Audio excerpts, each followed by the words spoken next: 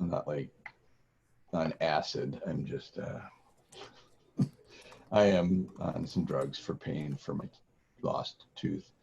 And so today's, we've got, if you can put your name up there if you haven't, the agenda is just to review the metrics that we're planning to release, discuss briefly the release process.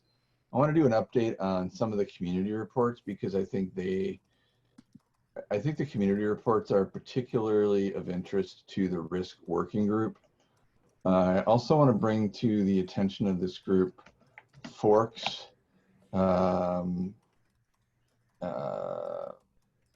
They have a lot of homes, and I want to make a recommendation on that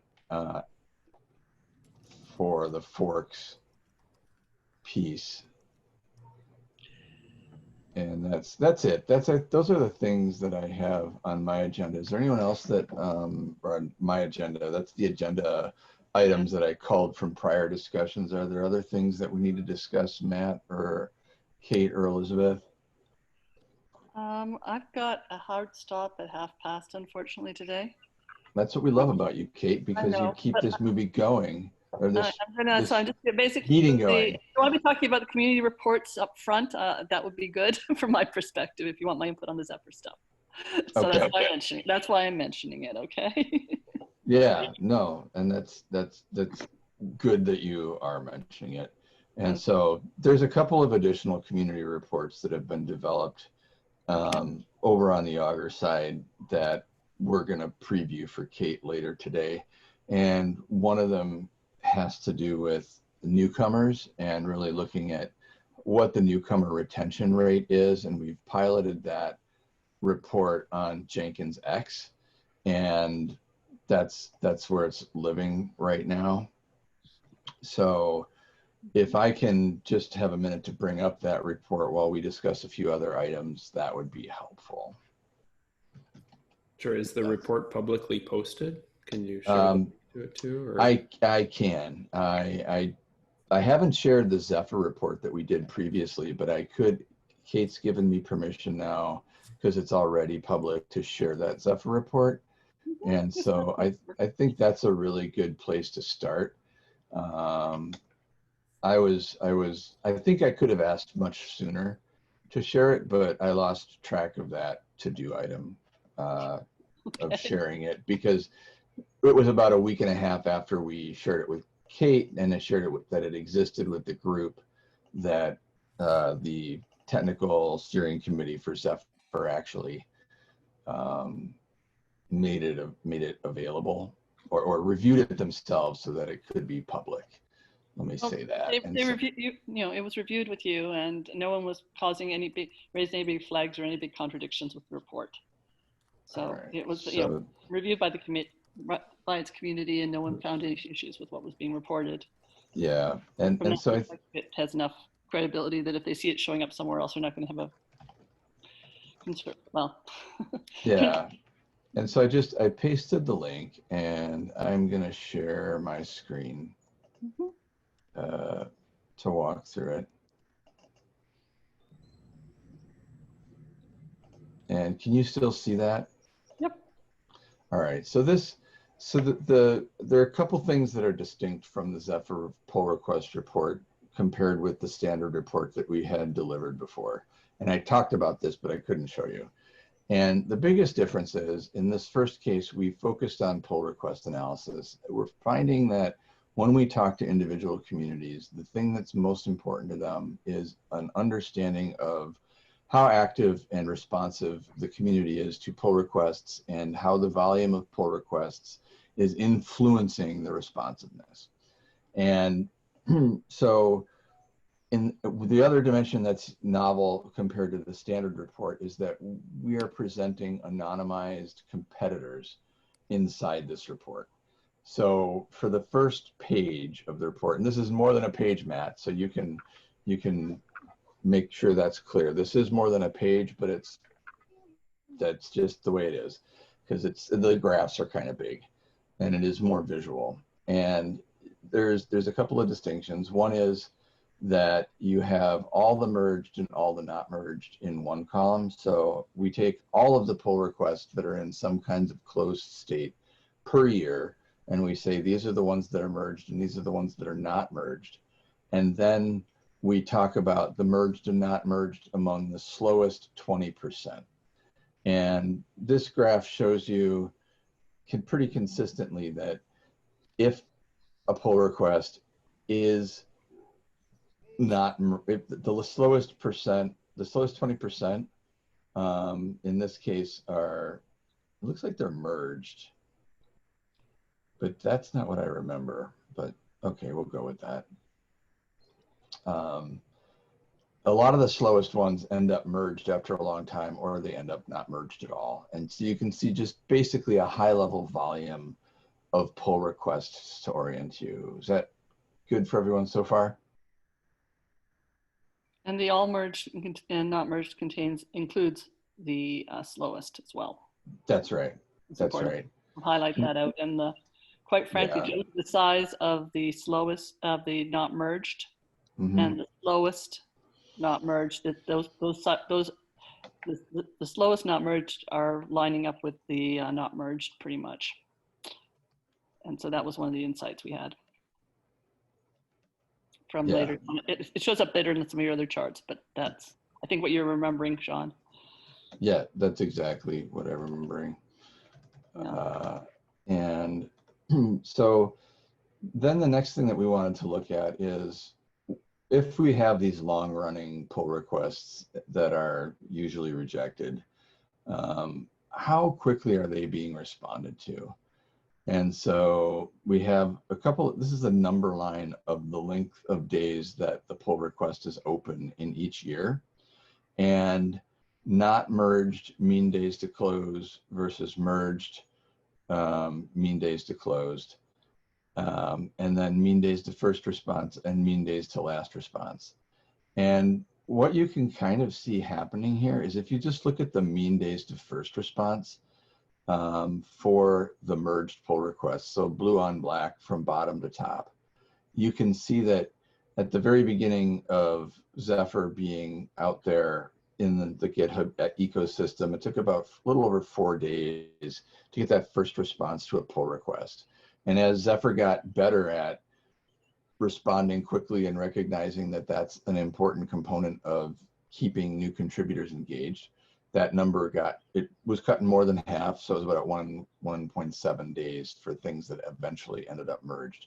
And now in 2019, you can see that it crept back up just a little bit, but you can also see that the number or volume of overall, and you can, is the number of volume on here? Which number is that, Kate? I thought it was the merge days to closed. Well, the volume, as you can say, like say, it's from the prior chart. You can definitely see that the volume's gone up. Okay. Yeah, you're right. From the prior chart, you can see that the volume's gone up. And then essentially what we're seeing is there's a reaction in 2018 to the slowness, or the perceived, we could do better speed-wise on the close. And then as the volume goes up, the capacity, or the shared, what is it, the commons, Eleanor Ostrom's idea of the commons is in fact people. And as the number of people grazing on the commons increases, or the number of code requests grazing on the commons increases, the people able to review them quickly decrease. This, and I don't know if you want to talk about this, Kate. I'm sucking all the air out of the room. Like that. So one of the things that we were looking at, was, if things are accepted or rejected, we were trying to, the idea was using these heat to see to see what the patterns were like a bit over time.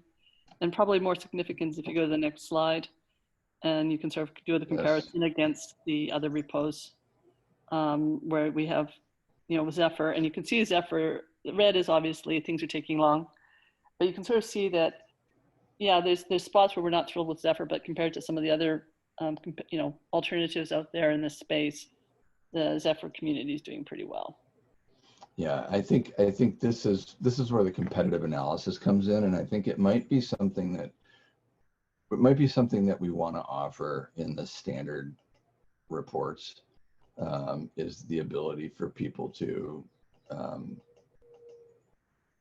ask for, here's my repository, but here are the repositories that I might want to see it compared to, and I want them anonymized. So, because one of the, I guess, I don't know. I don't know. So there I don't know how to explain it. You don't want to like publicly shame your competitors and make it very hostile, I think is the thing I'm awkwardly trying to say. And we have in here a mix of competitors that are open source projects that we don't want to be negative about. And there's also ones that are supported by companies specifically. And so there's no point in attracting rocks, but we did want to understand, are we sort of better or worse than the average, than what else is out there? And as you can see from this, it's sort of saying that, we've got some things figured out, so we don't beat ourselves too hard. Yes, we can always keep improving, but don't beat ourselves too hard about what we're seeing. Right. Which is for this community to know. Can I ask 2 questions? Oh. Yeah. So one is for you, Kate, and one's for you, Sean. For you, Kate, when you were you have shown these slides to the Zephyr TSC? I had Sean to show them to the Zephyr TSC. Okay. Was there, were there any... Gabe showed them, but he had a bad connection, so I ended up speaking a lot. Yeah. So were there any, between slides 2, 3, 4, and 5, were there any that generated the most discussion or interest from the TSC? I think the heat one, people didn't understand it. I think that's probably one of the things that I was sort of catching up. Once you understand it, it makes a lot of sense. It's useful. It's just, I think that was the one that needed more interpretation. Okay. That's my memory of it. Sean, what about yours? Yeah, that's exactly right. And in fact, one of the things that I started doing, there's a sort of a technical understanding trade-off that we're experiencing right now. One of the things I've insisted on is detailed captions being included in each of these graphs, so that when the graph is created, the caption is created. Believe it or not, a lot of the tools that generate visualizations, when you do an export of the image, don't export the caption. Lovely. Which is, so that's a technical sort of challenge that we're working on right now. As you can imagine. What about slides 2, 3, and 4? Kate or Sean, did they? Yeah, two is easily understood, I thought. Yeah. Not even in terms of like understood. That's important, but also just in terms of. Just to be clear, why the 20% was being looked at. Its lowest 20%. It was actually a specific request from a governing board member. Okay. They were sort of like, okay, well, the behavior is different for the slower ones than it is for overall. And someone had a hypothesis that it was this way, and so this was a way of addressing that too.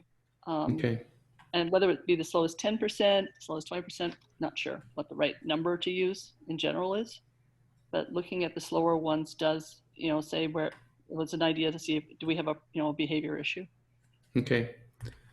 I mean, the underlying part of my question here is if we use the data that's on data from different repos, but the presentation that's on 2, 3, 4, or 5 for the more generic community report, which of these do you think would provide the most that's interesting to a community that's just kind of getting this high level report?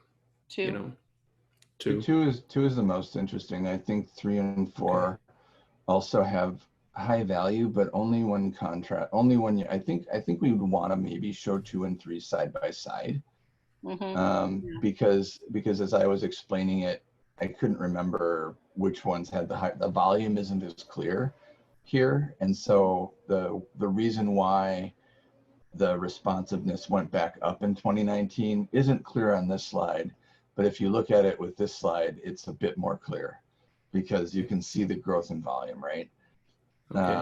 in terms of 4, I think 4 is probably less valuable, because I think it really has a lot of value if you had a better captioned version of 5 that gives you a competitive context for, okay, it's great that you're doing okay compared to yourselves, but how are you doing compared to the projects that you're competing against? Or the other or if it's not even a competition thing, but you're considering 4 web frameworks and you want to know which ones are the best, for example. I'd say, the thing is that what the right repos are missing is you don't have the volume on those repos to contrast to as well. And the volume true on Zephyr is much higher than the volumes of these other ones as well. So in here, it would be important to include analysis, right? Include the volume analysis. Include the volume, yeah. I'm gonna make a copy. Share it with the same people, copy comments, include us all. I'm just gonna give it to everyone that had it before. So Google takes its sweet time. Understood. And then so if 2 and 3 might provide the most insight on this, the most immediate insight on this community report that is the more generic community report.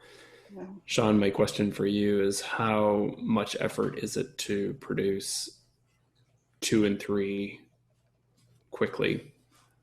So I don't know how long you worked with Kate to help produce those graphs. It may take a while to figure out what should be in the graphs, but the production of them is pretty straightforward. The one thing I have Gabe working on right now is auto scaling.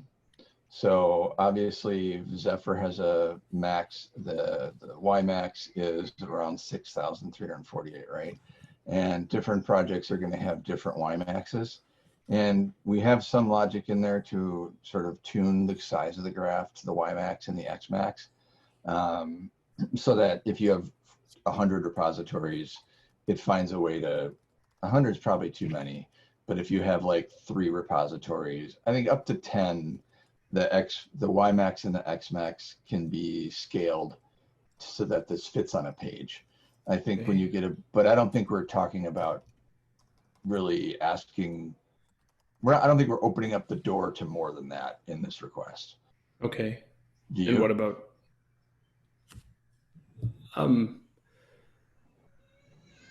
in terms of opening the door, do you mean like providing too many questions with none? No, I mean opening the door like, hey, I've got 7,000 repositories I'd like you to run a community report on.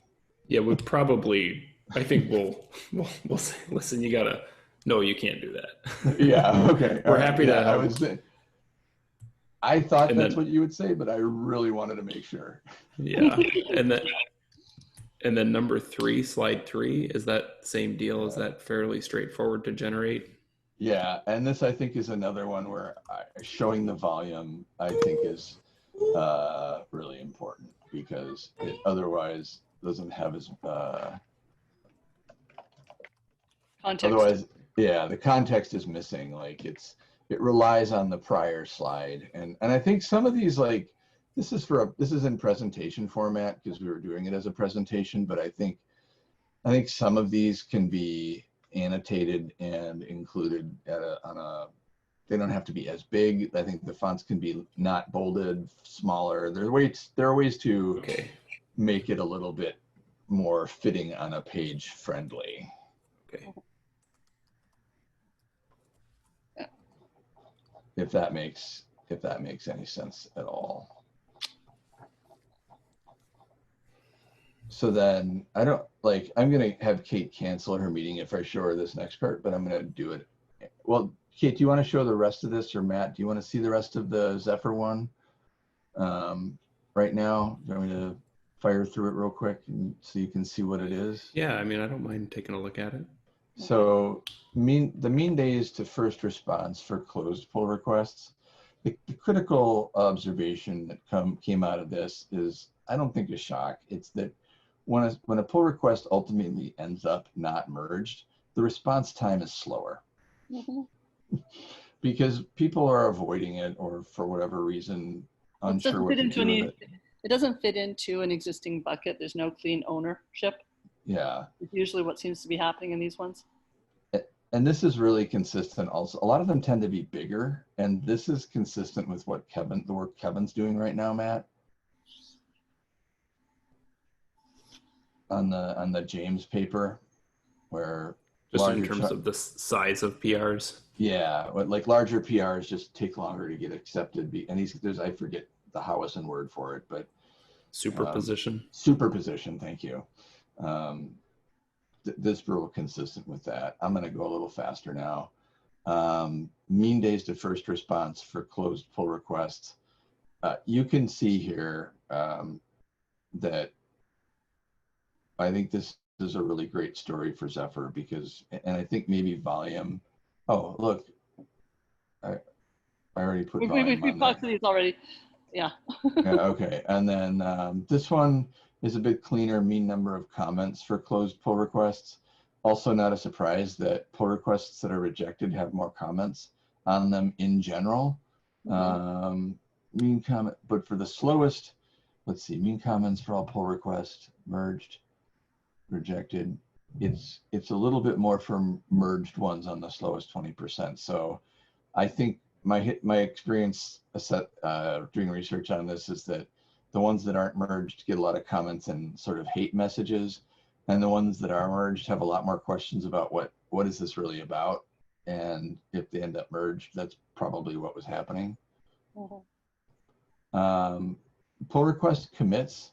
This is, I think, a very important one to think about because this gets also into the superposition question because you can see that the number of not merged rejected pull requests, they all have more commits than the merged accepted ones.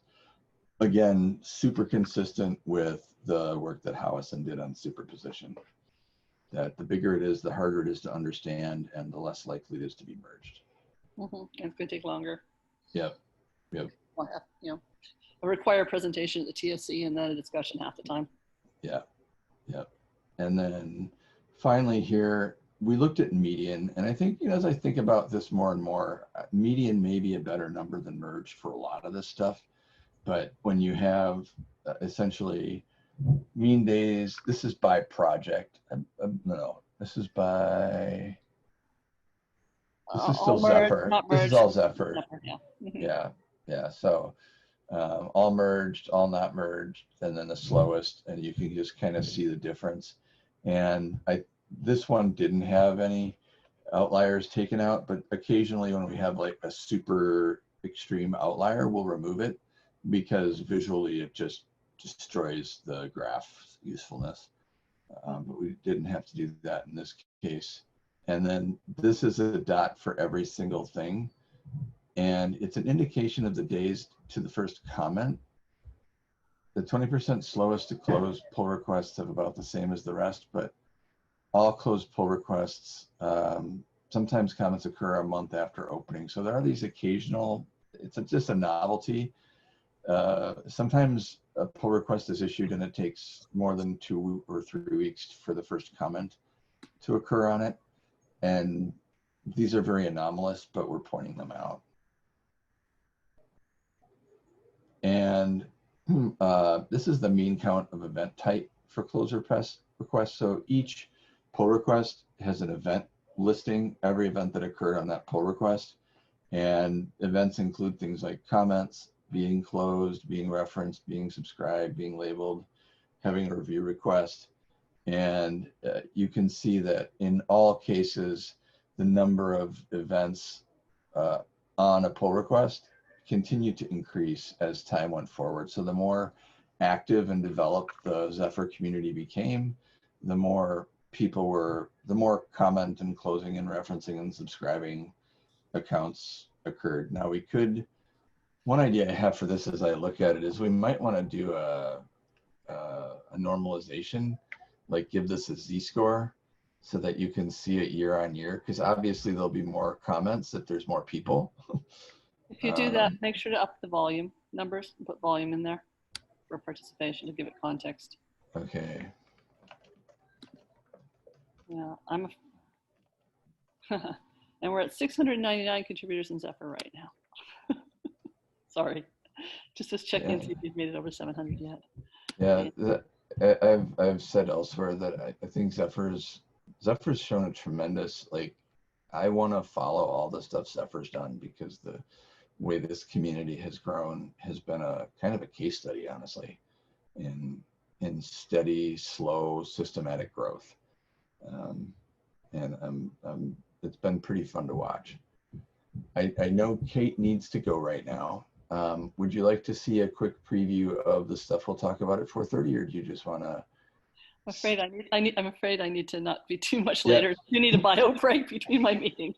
Okay, all right. So you go, Kate. Kate, you go. I'm gonna. It'll be on the video. I'm just gonna show the rest of the group some of the other things that are going to be presented. But I understand that you have a physical body that you still are in taking part in. Connected up with? Yeah, it's funny that. So we are still on for the meeting later today? Yeah, 4:30 Central Daylight Time. Great. Talk to you then. All right, talk to you then. Bye. All right. Okay, so I want to take a breath and take a look at because that was a lot of stuff, and this I guess the reason that I showed this is because the Zephyr report, Zephyr is very, very concerned about risk, and this is when they wanted to understand the risk of their community's sustainability, they wanted to understand it in the context of the competitive landscape that they lived in. And so this competitive landscape analysis of pull request was the first most important thing that community said, this is what we need. When it comes to the community report, this is what we need to know. And so I just want to take a step back, breathe, and ask if you would like to. So in the case of Jenkins X, they have a different set of questions, and I wanted to show that, but I don't need to because we have a few other things on the agenda to discuss, and we're halfway. We've got about 19 minutes left. So thoughts? Yep. So based on what you have shown, if you scroll down just a little bit on your share screen. Yes. So if closed PR volume and mean response time for closed PRs are candidates for the community release, right. The community report, right. We should probably develop those as metrics. So here's the thing. I think we have those as metrics, but I think they're just filters on metrics that exist. So what metrics are they? So pull request response time, closed pull PRs. Request close time, closed PRs. And I think we also have a common metric or a value. I think it's a common metric. That's time to first response. Time to first response. What we don't have is a metric on last response. But I think of the things that were shown, that's the only metric that doesn't exist. So why? All right, so you're right. I can get rid of those links. We have in evolution, we have reviews declined. Right. And reviews accepted. Right. And so the first one would be reviews. Closed is different than accepted.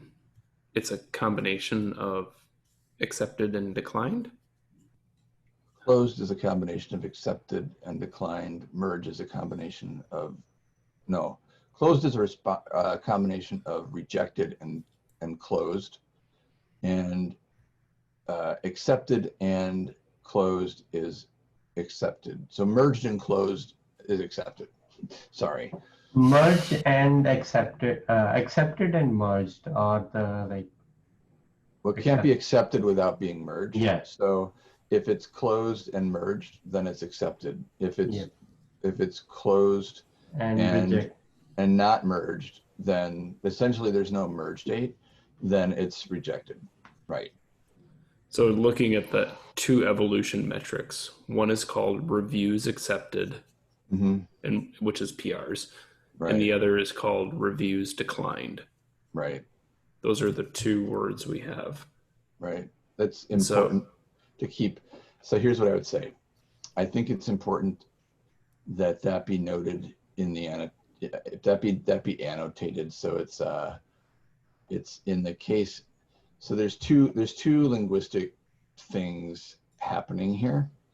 One is the language that the actual projects use, so that when you're showing this to the TSC, or when you're showing this to your users, they know what you mean. There's also the mapping of that to CHAOSS language, because CHAOSS language is more abstract. So if I said reviews accepted and reviews declined, for most projects that wouldn't mean anything. Like, it would have meant nothing to the Zephyr technical steering committee, because they don't use those terms. They use pull requests. But I do think it's important to include those terms somewhere in a caption or somewhere in an annotation, so that people know when they're looking at the CHAOSS metrics what these things are. Does that make sense? Yeah. So is you see what I'm sharing right now? I do. So is pull this up.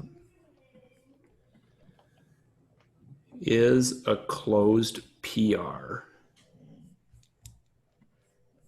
in your slide deck, is that a combination of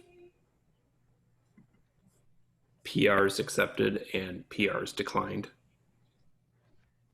Yeah, if you look at the legend that we have here, so in these purple-ish bars, this is a grand total of all the pull requests or reviews that existed and that were resolved in a calendar year. And the ones that are merged, which means accepted, is the dark purple bar. And the ones that are not merged or are the, I guess, a lighter Which is purple also bar. Okay. And so, yes, the CHAOSS def, which is also this is the same definition as what we see here. So it's reviews accepted, reviews declined. And then it's a stacked bar chart, so you're just seeing a total number of reviews or pull requests. And then common does have time to first response. Right. So I would have, it's either released or in this release cycle. Okay, so no, it's released. Okay. I just couldn't remember. Yeah, no, time to close is part of this release cycle, but time to first response has been released. Okay. So the novelty in this, the thing that's not a CHAOSS metric, is that the Zephyr project was interested in take all of the pull requests and which pull requests took the longest to close. And of those that took the longest to close, how many were merged and accepted, and how many of those were merged and rejected. They are not distinct from, so they overlap with the 20% that are slowest here, if that makes sense. It's just a separate cut of just the 20% slowest. And one of the reasons that I've insisted that there be captions with any generated visualizations is because you need a caption on any visualization, so that I'm not explaining this on a call. So, right. So let me go back though to before the slowest 20%. So what's interesting, and I think we might need to think about this a little bit, is the combination of reviews accepted and reviews declined, which is what you're talking about here. Your screen just went really weird, by the way. Oh, sorry. I'm looking for the video of y'all somewhere in the vast expanses of Zoom. I no longer see your video, but never mind. Just keep going. So reviews accepted and reviews declined. Mm-hmm. Those are both evolution metrics, interestingly. Mm-hmm. And time to first response is actually a common metric, Right. but bringing them together becomes a risk metric, which is so nice. So this is I would say this is I think what's useful about this report is here are questions that a very active emergent project has. And you're right, we're combining, so combining common metrics with other things, I think is by definition expected, because common by definition means that more than one working group is interested in it. It's the fact that these are evolution metrics that's a little bit novel, but I think the reason that they're evolution metrics is because evolution did them first, not because they're not interesting or important for risk. But I also feel that common, not specifically common, evolution and risk have a lot of overlapping matrices, because in evolution, project evolves over a time, and you see the risk in the evolution also, like how the risk factors are evolving or changing over the period of time. So Right. there are many metrics which can be in both the working groups, or Right. even in 3 common working groups. I just want to warn you, Vinod, that you're going down we need a matrix of shared concerns for all the metrics road that I think we've avoided to this point. I've been told to avoid it to this point. So because the mapping will become untenable over time. Exactly. I think what's useful or interesting about this report is that this is grounded in, this is what a really super active and growing project wanted to know. And so how we annotate it and reference it to CHAOSS metrics, and I think doing so is really important. I think it demonstrates the kind of value that CHAOSS can bring to a project beyond discrete metric definition. So is it, go to slide 3 once. Sure. Mean time for close. So that's the response time. So this is actually the metric that brings in response time. That's right. The one above it is really just a combination of its volume. The volume. Two. All right. So what's interesting or important with regards to volume is there'll be projects that have not merged as the dominant pull request type because they're centrally controlled and they don't want outside contributions. So go down to 3 again. Yeah. Okay, so closed pull request still has PRs accepted and PRs declined because they're closed, right? And you want to understand the mean response time, right, to those. Right. So because So for slide 2, I think if we included that in a community report, we could honestly just say these have been defined in evolution, and this is a way to take a look at metrics that exist in evolution. Yeah. If you go to page 3, say this is us layering a common metric on top of that, or using the common metric of time to first response on top of slide 2. Is that right? Right. This is mean days to first response, mean days to last response. So this is actually time to close and time to first and last response. So mean days to last response would probably be another common metric because that does not exist. Right. That would be the one metric that does not actually exist that we're showing is mean days to last response. And I need to make a note of that because you're right. It does not exist. So then we can bring that up into common. And then it makes me wonder if for the community reports then, if I think kind of in my mind, I always had like, we'll have a section in the community report for risk. We'll have a section for evolution. We'll have a section for whatever. But maybe a better way to think about it would be like we give to slides 2 and 3 some sort of like marketing name. Right. We don't really care where they're pulled from and how they're accurate. Like we're not going to tease that out for people in the community report. But we call this, the section would be like, know more about your PRs. Right. I mean, that's like the heading.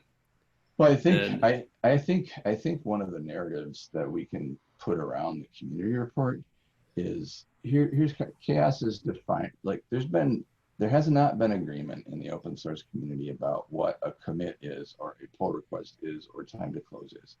We're defining a standard way of saying this is what that is.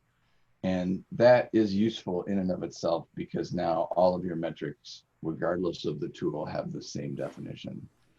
The next thing we're doing is we're listening to projects and we're integrating these discrete, consistently defined metrics to help you tell a story about your project. And here are like it would be useful to say, here are the CHAOSS metrics in this report that have filters and whatever parameters applied to them for your project to make it clear what's happening, because this report's useful to you. The discrete metric is not as useful to you as this, but we can't get to this without the discrete metric definition. Like there's an underlying granularity.